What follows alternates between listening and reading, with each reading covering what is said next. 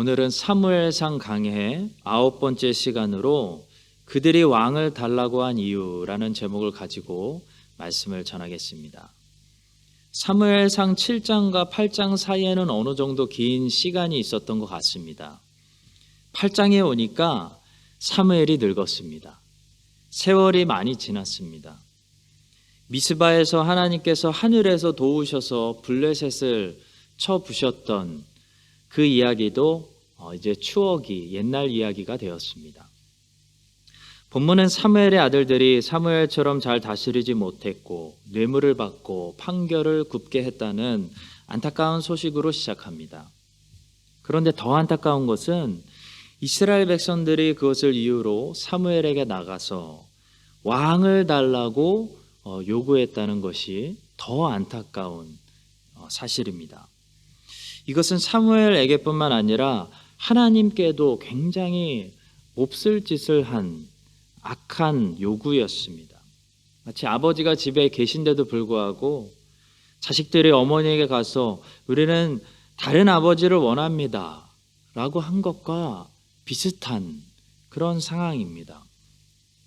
이스라엘 백성들이 만약 사무엘의 아들들이 마음에 안 들어서 우리는 당신의 아들들 때문에 당신의 아들들 대신에 우리에게 새로운 재판장들을 주십시오.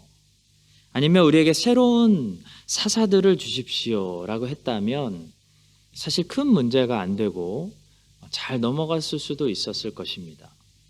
그런데 문제는 그들이 왕을 요구했다는 거죠. 그들이 왕을 요구했다는 것은 그들이 사실 사무엘의 아들들을 거부했다는 것이 아니고 하나님을 섬기고 싶지 않습니다. 하나님 중심, 제사 중심의 이런 종교 국가를 우리는 원하지 않습니다 라고 말한 것과 같은 소리였기 때문에 그들이 왕을 요구한 것은 매우 심각한 문제였습니다. 7절에서 이렇게 말씀합니다. 여호와께서 사무엘에게 이르시되 백성이 내게 한 말을 다 들으라. 이는 그들이 너를 버림이 아니요 나를 버려 자기들의 왕이 되지 못하게 함이니라.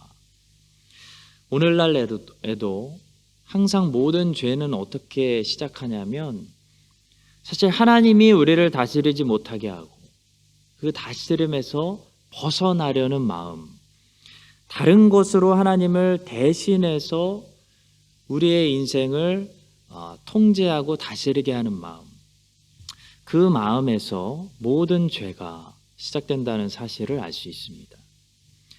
따라서 오늘은 그들의 마음을 깊이 살펴보려고 합니다. 왕을 달라고 요구했던 당시 이스라엘 백성들이 가지고 있던 마음, 그 죄악된 마음, 구체적으로 어떤 마음이었을까요? 첫 번째로 기웃거림입니다. 그들이 여호와를 거부하고 새로운 왕을 달라고 요구한 것은 그들이 그들의 소명에 집중하지 않고 자꾸 주변을 기웃거리고 있었기 때문입니다. 5절입니다. 그에게 이르되 보소서 당신은 늙고 당신의 아들들은 당신의 행위를 따르지 아니하니 모든 나라와 같이 우리에게 왕을 세워 우리를 다스리게 하소서 한지라. 이스라엘이 왕을 달라고 요구하게 된 계기는 그들이 주변 나라들을 유심히 관찰했기 때문입니다. 다른 나라들은 뭐가 있나 이렇게 보니까 화려한 자주색 옷을 입고 높은 말을 타고 큰 궁전을 짓고 사는 그런 왕들이 있었다는 거죠.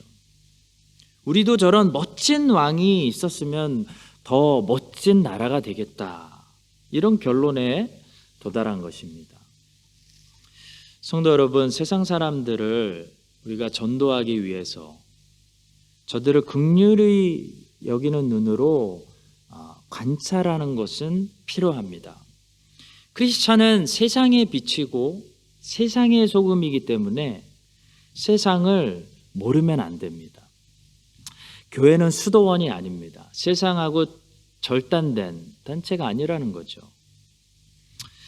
예전부터 보수 진영에 계신 목사님들의 약점이 뭐냐면 성경 해석은 기가 막힌데 그 진리를 세상의 컨텍스트에 맞게 풀어주는 적용이 부족했다는 것이 늘 약점이었습니다. 그런 차원에서 뉴욕이라는 가장 이 세상의 중심, 바벨론이라고 할 수 있는 곳에서 목회를 성공하신 분이 있습니다. 바로 팀 켈러 목사님인데요. 이 팀 켈러 목사님은 굉장히 늘 언제나 적용을 잘 가르쳤다고 할 수 있습니다. 그분은 진리만 가르친 것이 아니라 진리의 적용을 함께 가르치셨기 때문에 뉴욕이라는 가장 진보적인 도시에서 보수적인 진리를 가지고 목회를 성공할 수 있었습니다. 크리스찬들은 이와 같이 하나님을 알아야 되고 또 그 진리를 절대 타협하지 않아야 되며 또 하나님을 그 진리를 변하지 않는 진리를 세상에 전도하기 위해서 세상도 알아야 됩니다. 근데 그 세상을 안다는 것이 뭘까요? 세상을 안다는 것은 세상을 긍휼히 여긴다는 것이지 세상을 부러워한다는 것이 아닙니다. 크리스찬은 세상에 깊이 들어가지만 깊이 들어갈수록 세상에서 구별돼야 됩니다. 세상 사람들이 깜짝 놀랄 정도로 세상과 달라야 된다는 거죠. 소금은 다르기 때문에 음식에 맛을 줄 수 있습니다. 뉴욕에서 살아가더라도 뉴욕 사람들이 보기에 깜짝 놀랄 정도로 하늘에 속한 삶을 살아야 된다는 거죠. 그럴 때 뉴욕이 변화되는 것입니다. 그러나 본문의 이스라엘은 세상의 빛과 소금으로서 이방 나라들에게 하나님의 영광을 비추기 위해서 세상을 연구한 것이 아니고 세상을 부러워했습니다. 한마디로 세상에 기웃거린 것입니다. 세상을 이렇게 부러워하고 세상에 기웃거리기 시작하면 세상이 하나님의 백성들을 닮아가는 것이 아니라 하나님의 백성들이 세상을 닮아가게 됩니다. 그래서 이런 요구를 자꾸 하는 거죠. 우리도 다른 세상 나라들처럼 왕을 주십시오. 이게 지금 이스라엘이 세상 나라들을 닮아갔다는 증거입니다.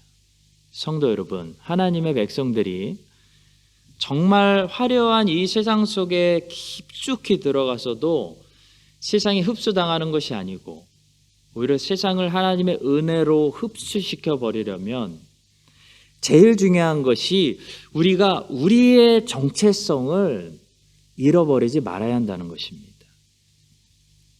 남의 인생만 자꾸 쳐다보고 이야기하고 부러워하는 사람들이 있습니다. 왜 그럴까요? 자기 인생이 없어서 그렇습니다. 자기 인생이 없으면 자기 인생을 정의하고 해석하지 못하면 자꾸 남의 인생을 살 수밖에 없는 것이죠. 남의 것이 자꾸 눈에 보인다는 것은 무엇을 말할까요?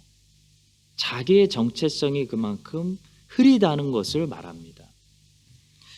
저는 오늘날 대한민국 사람들이 연예인들만 바라보고 연예인들 월급 주면서 연예인들의 행복이 곧 국민의 행복이고 연예인들의 불행이 곧 국민의 불행이 되는 그렇게 많은 시간을 TV에 나오는 사람들이 오늘은 뭐 했나? 오늘은 어떻게 살았나? 무슨 말 했나? 시청하고 있는 이 현상을 시청하고 있는 이것을 오늘 우리 시대를 말해주는 딱 한 가지 현상이라고 생각합니다. 바로 자기 인생이 없는 겁니다. 그냥 팬인 겁니다. 관중인 거죠. 우리는 너무 재밌고 편한 관중석을 만들어 버린 것 같습니다. 그래서 전부 그냥 관중이 돼서 대리만족하면서 그것을 기쁨이다 라고 생각하면서 관중에서 인생을 다 끝내려고 한다는 거죠. 여러분과 저는 관중입니까? 성도 여러분, 하나님은 우리 한 사람 한 사람이 관중석이 아니라 우리의 필드에서, 우리의 무대에서 우리의 소명을 감당하라고 우리를 만드신 것입니다. 그래서 절대로 다른 사람들의 인생을 관중하는 그런 삶으로 내 인생을 허비하면 안 된다는 거죠. 이스라엘이 왜 옆 나라들에 기웃거리고 있습니까? 우리도 왕이 있었으면 좋겠다. 자기 정체성, 자기 소명의식을 잃어버리고 어느 순간부터 안주하려고 했기 때문입니다. 안주가 시작되었다는 것은 전진이 멈췄다는 것을 말합니다. 안주하려고 하면 그 순간부터 기웃거림이 시작됩니다. 자동차가 앞으로 달려갈 때는 운전사가 옆을 보지 않습니다. 앞을 봅니다. 그런데 자동차가 신호등에 멈추면 괜히 옆에 누가 있나 한번 보는 거죠. 안주가 시작된 인생은 자꾸 옆만 기웃거리는 그런 삶을 살 수밖에 없습니다. 하나님이 부르시는 나의 그 소명의 표대를 향해서 끝까지 전진하는 인생을 살아야 주변에 나를 유혹하는 것에 쉽게 시선을 돌리지 않을 수가 있습니다. 나는 왜 이렇게 쉽게 유혹받지? 나는 왜 이렇게 유행에 민감하지? 저도 30살까지 정말 심각하게 그런 질문을 많이 했습니다. 지금도 대중 가요와 스포츠 선수들의 등번호까지 아직도 외울 정도로 대중문화에 완전히 굉장히 관심이 많았습니다. 민감했습니다. 다른 친구들보다 훨씬 더 쉽게 유혹받았고 깊이 빠지는 제 자신을 발견했습니다. 뭐가 문제일까 보니까 목표가 없었습니다. 내 인생을 정의하고 해석하지를 못했습니다. 나를 알지 못했습니다. 내 인생이 그래서 목표가 없으니까 전진하는 것이 아니고 그냥 맴도는 안주하는 인생을 살았던 것입니다. 안주하는 인생은 주변에 잘 기웃거립니다. 앞을 보기보다는 늘 옆의 반응을 보면서 옆을 보면서 살아갑니다. 이스라엘은 제사장 나라로서 하나님을 이방의 여러 모양으로 증거하고 특별히 하나님이 이스라엘을 통해서 보내실 이 세상의 메시아를 잘 받아서 세상에 태어나게 하고 또 성경을 기록해야 되는 아주 중요하고 특별한 미션을 받았습니다. 그 미션을 바라보고 나갈 때 주변 나라들의 화려한 유혹과 유행에 민감하게 동요되지 않을 수 있는 거죠.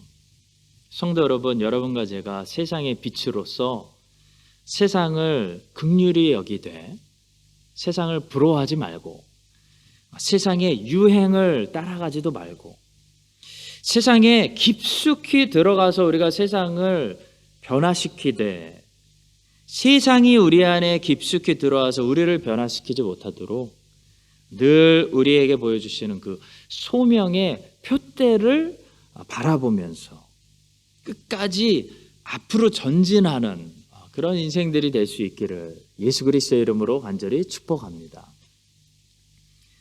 두 번째로 이스라엘이 왕을 달라고 한 이유는 그들이 조급했기 때문입니다. 그들은 기다리지 못하는 사람들이었습니다. 성도 여러분, 신앙생활은 다른 말로 하면 기다리는 것입니다. 우리 주님이 응답해 주실 때까지 기다리고 우리 주님이 갚아주실 때까지 기다리고 우리 주님이 재림하실 날을 기다리고 하나님의 공의로운 심판을 기다리고 우리의 구원이 완성될 날을 기다리는 거, 하나님을 기다리는 거, 하나님을 기다리기 때문에 지금 참고 견디는 거, 그것이 신앙생활이죠. 신앙생활에서 기다림을 제거하면 신앙생활이 아닙니다. 기다리는 것만 잘해도 우리는 신앙생활을 어느 정도 잘할 수 있습니다. 이스라엘 백성들이 만약에 10년에서 12년만 더 기다렸어도 하나님이 예비하신 다윗이라는 왕이 잘 자라서 다윗이라는 좋은 왕으로 맞이했을 수도 있었습니다. 왜냐하면 이스라엘이 영원히 왕이 없을 수는 없었기 때문입니다. 우리 예수님께서는 결국 왕이시기 때문에 예수님의 왕직을 미리 보여주는 예언하는 다윗과 같은 하나님이 선택하시고 하나님이 기름 부으신 그 왕들이 영원히 구약에 없을 수는 없었기 때문이죠. 다윗은 하나님이 선택하신 왕이었고, 그래서 다윗은 진짜 왕이신 그 예수님을 가장 잘 예언하고 그림자처럼 보여주는 그런 선지자 역할을 했습니다. 그러나 사울은 하나님이 선택하신 왕이 아니라 사람들이 선택한 왕, 사람들이 원했던 모습을 그대로 보여주는 그런 왕이었기 때문에 사울은 이스라엘의 역사에 없어도 되는, 없었으면 더 좋았을 그런 실패한 왕이었다는 거죠. 하나님께서는 이전에 모세를 통해 왕을 세울 때는 꼭 하나님이 선택하시는 사람이 왕이 되어야 된다라고 율법을 통해 말씀하신 적이 있습니다. 신명기 17장 14절과 15절입니다. 내가 내 하나님 여호와께서 내게 주시는 땅에 이르러 그 땅을 차지하고 거주할 때에 만일 우리도 우리 주위의 모든 민족들 같이 우리 위에 왕을 세워야겠다는 생각이 나거든 반드시 내 하나님 여호와께서 택하신 자를 내 위에 왕으로 세울 것이며 내 위에 왕을 세우려면 내 형제 중에서 한 사람을 할 것이요 내 형제 아닌 타국인을 내 위에 세우지 말 것이며 이런 율법이 있습니다. 이스라엘 백성들이 하나님께 왕을 달라고 요청한 다음에 만약에 기다렸다면 어떻게 됐을까요? 하나님께서 다윗을 선택하셔서 그들의 왕으로 세워주셨을 것입니다. 그런데 이스라엘 백성들은 조급해서 하나님을 기다리지 못했습니다. 그들은 아닙니다. 지금 당장 우리는 왕이 필요합니다. 지금 주세요 라고 말했다는 거죠. 그래서 그들은 사울이라는 40년 세월을 보내야만 했습니다. 하나님은 그들이 원하는 인간 왕 사울을 허락하셨고 그들은 사울 왕 밑에서 40년 동안이나 사무엘이 경고한 것과 같이 어려운 시간을 보내야 했습니다. 매우 불안한 통치를 받아야 했습니다. 그들의 왕 사울은 미치광이었습니다. 이 모든 일들이 그들이 조급하고 하나님을 기다리지 못했기 때문입니다. 그들이 기다려서 하나님이 선택하신 다윗을 초대왕으로 받았다면 그들은 불안하고 험악한 40년 세월이 아니라 풍성한 40년을 살았을 것입니다. 성도 여러분, 조급함은 항상 전체 그림을 보지 못할 때 생기는 감정입니다. 눈앞에 있는 것만 보일 때, 하나님의 크신 경륜을 우리가 잊어버릴 때 우리의 마음이 조급해집니다. 아브라함이 하갈을 통해서 이스마엘을 실수로 낳은 것은 조급함 때문이었습니다. 아브라함과 사라는 조급해졌습니다. 마음이 조급해지는 순간 아브라함은 지금 당장 아이가 필요하다, 더 늦으면 안 된다라는 사실에만 집중하게 되었고 하나님께서 나의 후손을 하늘의 별들과 같이 바다의 모래와 같이 많게 하실 것이다 라는 큰 그림을 보지 못하게 되었습니다. 그러니까 실수하는 겁니다. 큰 그림을 잊어버리면 우리는 어리석은 판단을 하게 됩니다. 요셉은 14년이라는 전체 그림을 보고 있었습니다. 그래서 7년 풍년 때 곡식을 저장해 두었고 7년 흉년 때 곡식을 풀어서 온 나라를 살렸습니다. 요셉은 14년이라는 전체 그림을 보고 있었기 때문에 풍년의 때 풍년만 보고 교만해지지 않았고 흉년의 때는 흉년만 보고 요동치거나 좌절하지 않았습니다. 풍년의 때는 7년이 지나면 흉년이 오니까 대비하고 준비해야 돼. 지금 절제해서 먹어야 돼 라고 생각했고요. 흉년의 때는 이 흉년이 영원하면 어떡하지? 지금이 7년째인데 내년에도 흉년이 오면 어떡하지? 라고 절망하지 않았다는 거죠. 7년째 흉년이 왔을 때 요셉은 내년부터는 하나님이 약속하신 대로 흉년이 끝나고 다시 농사를 지을 수 있다라는 믿음과 확신을 가지고 있었습니다. 성도 여러분, 전체 그림을 알면 조급해지지 않습니다. 조급하면 실수합니다. 이삭을 기다리지 못하고 이스마엘을 낳는 겁니다. 다윗을 기다리지 못하고 사울을 먼저 세우는 겁니다. 조급해지지 않으려면 전체 그림을 봐야 됩니다. 물론 하나님께서 우리 각 사람을 위해 어떤 계획을 가지고 계시는지 그 구체적인 것들을 우리가 다 볼 수는 없습니다. 그러나 오늘만 바라보고 내일만 바라보며 살아가면 안 된다는 것이죠. 오늘만 바라보고 내일만 바라보며 사는 것은 땅만 바라보며 사는 것과 같은 모습입니다. 우리는 하늘을 바라보며 인생 전체를 생각하며 늘 소명을 묵상하며 꿈과 비전을 꿈꾸며 살아가야 됩니다. 꿈이 있는 사람은 전체 그림을 보는 사람과 같습니다. 그래서 꿈이 있고 목표가 있고 소명이 있는 사람은 작은 오늘의 일들에 흔들리지 않습니다. 꿈은 멀리 볼 수 있게 해주는, 인생 전체를 보게 해주는 이 시선과 같습니다. 그래서 꿈이 없으면 매일 그날 일어나는 일들에 정신없이 휩쓸리다가 인생을 끝낼 수밖에 없는 거죠. 그런 인생은 매일 조급한 인생이기 때문에 실수가 많습니다. 열심히 살았는데 후회할 것이 많습니다. 솔로몬처럼 많은 것을 한 것 같은데 남는 것이 없습니다. 허망합니다. 허망하지 않으려면 소명을 이뤄야 됩니다. 하나님이 나를 만드시고 계획하신 목적, 그 비전을 바라보며 그 소명에 나를 불태워야 짧게 살더라도 후회가 없습니다. 성도 여러분, 이스라엘은 하나님을 기다리지 못했습니다. 그들은 조급했습니다. 그래서 큰 실수를 하고 맙니다. 신앙생활은 잘 기다리는 것입니다.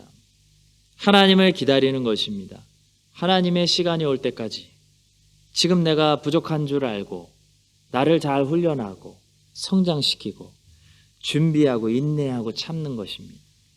여러분과 제가 우리의 마음에 있는 조급함을 버리고 하나님을 잘 기다려서 아브라함처럼 실수하지 않고 이스라엘처럼 실수하지 않고 요셉처럼 늘 전체 인생, 전체 그림을 믿음으로 바라보면서 요동치지 않게 되기를 주님의 이름으로 간절히 축복합니다. 마지막 세 번째로 이스라엘이 왕을 요구한 것은 그들이 고집을 부렸기 때문입니다. 하나님께서는 그들을 사랑하셔서 그들이 마음을 고쳐먹기를 바랬습니다. 그래서 사무엘을 보내셔서 너희가 지금 이렇게 왕을 잘못 구하면 그 왕이 너희들을 엄청나게 괴롭게 할 거야 라고 자세히 친절하게 설명을 해주셨습니다. 그런데도 이스라엘 백성들이 뭐라고 했죠? 19절입니다. 백성이 사무엘의 말 듣기를 거절하여 이르되 아니로소이다. 우리도 우리 왕이 있어야 하리니. 이게 한마디로 뭐냐면 고집입니다. 고집. 그들은 고집을 부렸습니다. 그들이 결국 하나님의 경고를 무시하고 그들의 눈에 보기에 좋은 대로 키가 크고 잘생기고 외형적으로 멋있는 인간 왕 사울을 세우게 된 것은 그들이 고집을 부렸기 때문입니다. 고집이 뭘까요? 고집은 언제나 우리가 선택하는 것입니다.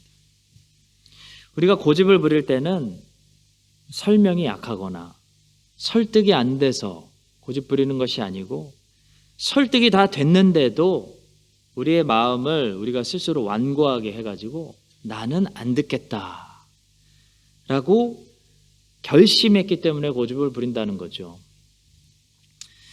사무엘은 왜 왕을 지금은 세우면 안 되는지 다 설명했습니다. 다 설득되었습니다. 그런데도 그들은 뭐라고 말하죠? 아니로소이다. 아닙니다. 그대로 할 겁니다. 이게 고집입니다. 하나를 이미 정해놓고 어떤 설득을 들어도 아닙니다. 나는 무조건 이걸 해야 되겠습니다. 이게 고집입니다. 소찌니주의라는 이단적인 사상을 퍼뜨렸던 렐리오 소찌니라는 사람이 있었는데요. 종교개혁 시대 때 살았던 사람입니다. 이 사람은 당시 유명한 많은 사람들을 찾아다니면서 교제도 하고 신학적으로 궁금한 것들도 많이 물어보고 했던 그런 사람인데요. 루터의 후계자라고 할 수 있는 멜랑톤도 만났고 츠빙글리의 후계자라고 할 수 있는 블링거도 만났고 또 결정적으로 제네바에 와서 칼빈도 만났습니다. 소찌니는 궁금한 것들이 참 많았습니다. 그래서 자기의 생각과 자기가 궁금한 것들을 편지에 써서 멀리 있을 때는 종교개혁자들에게 보냈는데요. 칼빈이 처음에는 열심히 답장을 했다고 합니다. 그러나 답을 받고도 늘 만족하지 못하고 자기의 끝없는 호기심을 만족시키지 못해서 계속해서 질문을 하니까 칼빈은 결국 그와 서신 왕래를 끊었다고 합니다. 뿐만 아니라 스위스 종교개혁자이자 츠빙글리의 제자였던 블링거 역시도 처음에는 그를 아들처럼 여겼으나 그가 그릇된 마음으로 진리를 꼬치꼬치 캐묻는 것을 보고 결국 어떻게 했냐면 관계를 끊었습니다. 결국 레리오 소찌니는 종교개혁자들에게서 등을 돌렸고 이단자들과 친분을 쌓기 시작하면서 그들의 사상을 이용하여 수용하여 삐뚤어진 자세로 신앙을 보기 시작했고 결국 오늘날 유니테리언주의라고 불리는 이 이단적인 사상인 소찌니주의를 만들어내는 그런 사람이 되었다는 이야기를 들었습니다. 저는 이 소찌니를 보면서 한 가지 사실에 집중했습니다. 그가 참 호기심을 가지고 많은 질문을 하는 것 같았지만 그는 사실 질문을 하고 있었던 것이 아니라 자기의 답을 확인하고 싶어 했다는 것입니다. 그런데 칼빈이나 블링거가 자기가 듣고 싶어하는 답을 시원하게 해주지 않으니까 결국 돌아섰다는 거죠. 성도 여러분, 이게 뭐냐면 고집입니다. 고집은 더 이상 수용하지 못하거나 수용하지 않으려고 문을 닫은 상태를 가리킵니다. 소찐이는 호기심의 질문한 것이지 배우려고 질문하지 않았습니다. 우리는 배우려고 질문을 해야 됩니다. 소찐이는 자기의 답을 확인하고 싶었던 것이지 자기 생각이 맞다는 것을 확인하고 싶었던 것이지 진리를 알고 싶었던 것이 아니었습니다. 그것이 고집스러운 삐뚤어진 자세입니다. 이런 삐뚤어진 자세, 잘못된 자세, 고집을 꺾지 않으면 칼빈이나 블링거처럼 아무리 훌륭한 선생을 하나님이 보내주셔도 하나도 배울 수가 없다는 것이 문제입니다. 배운다는 것은 문을 열어 자신을 겸손히 낮추고 새로운 것을 수용한다는 것을 말하는데요. 수용하지 않으려고 문을 닫고 있으면 아무리 좋은 교사가 앞에 있어도 못 배우는 겁니다. 바리새인들이 그랬습니다. 하나님의 아들이 가르치는데 직접 입을 열어 가르치시는데도 하나도 못 배웠습니다. 배우지를 못했습니다. 왜 못 배웠죠? 고집 부렸기 때문입니다. 배우려고 하지 않았습니다. 자기 확신에, 자기 신념에 빠져 있었기 때문에 수용력이 그들의 마음에 더 이상 남아있지를 않았습니다. 예수님께서 말씀하셔도 그 말씀을 항상 자기가 가지고 있는 자기 신념으로 필터링 했습니다. 그래서 못 배운 거죠. 소찐이하고 똑같은 겁니다. 우리 본문에 나오는 이스라엘 백성들도 사무엘 같은 최고의 선생님께서 하나님의 말씀으로 가르치고 있는데도 불구하고 결국 뭐라고 하죠? 안 듣습니다. 고집이 이미 그 마음을 완고하게 닫았기 때문입니다. 사랑하는 성도 여러분, 고집은 우리가 하나님을 배우지 못하게 하는 무서운 적입니다. 고집은 우리로 하여금 하나님이 주시는 새로운 은혜를 받지 못하게 차단합니다. 하나님이 주시는 은혜를 매일 새롭게 받아서 우리가 누리려면, 고침받고 또 회복되려면 우리의 마음이 고집을 버리고 어린아이와 같이 수용력이 있어야 됩니다. 여러분과 제 안에 늘 생길 수 있는, 우리도 죄인들이고 인간들이기 때문에 생길 수 있는 이 자기신념, 진리가 아니라 자기신념, 자기 고집을 우리 성령님께서 제거해 주시고 늘 우리의 마음을 하나님 앞에 나올 때 가장 부드럽게 하여 주셔서 하나님 앞에 매일 부드러운 마음을 가지고 살아서 주님이 주시는 말씀과 은혜를 매일 새롭게 누릴 수 있는 우리 모두가 될 수 있기를 살아계신 예수 그리스도의 이름으로 간절히 축원합니다. 기도하겠습니다. 주님, 오늘 왕을 달라고 요구하는 이스라엘 백성들의 모습을 거울로 삼아서 우리의 모습을 돌아봅니다. 소명을 잃어버리고 표대를 보지 못해서 주변에 쉽게 기웃거리고 흔들리는 그런 인생을 살지 않도록 다시 표대를 선명하게 보여주시옵소서.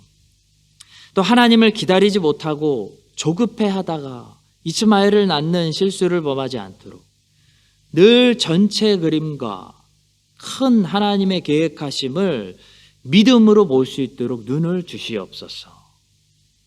또 고집을 부리다가 결국 잘못된 길로 가지 않도록 우리 마음이 늘 완고하지 않고 부드러워질 수 있도록 성령께서 역사하여 주시옵소서. 감사하며 예수님의 이름으로 기도합니다.